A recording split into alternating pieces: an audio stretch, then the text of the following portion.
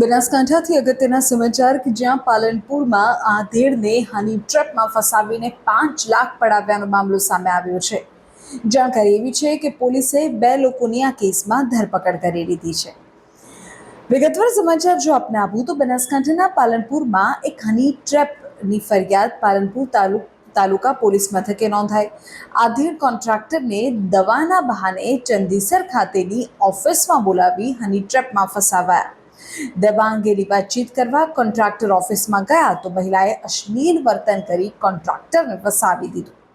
ઓફિસમાં મહિલાએ કોન્ટ્રાક્ટર સાથે ચેનચાળા કરી રહી હતી ત્યારે બહારથી અજાણ્યા 3 માણસોએ આવી કોન્ટ્રાક્ટરને ધમકી આપી અને 5 લાખ પડાવી લીધા।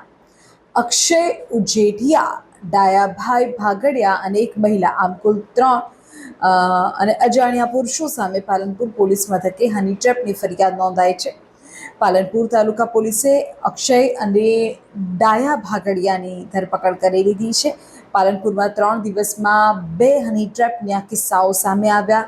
2 દિવસ અગાઉ પણ ડીસાના એક વ્યક્તિને હની ટ્રેપમાં ફસાવીને 50 લાખની માંગણીનો મામલો સામે આવ્યો હતો, જેમાં એલસીબી કર્મચારીની પણ સંડોવણી સામે આવી હતી। પાલનપુર તાલુકા પોલીસે હની ટ્રેપ મામલે હવે વધુ તપાસ હાથ ધરી છે।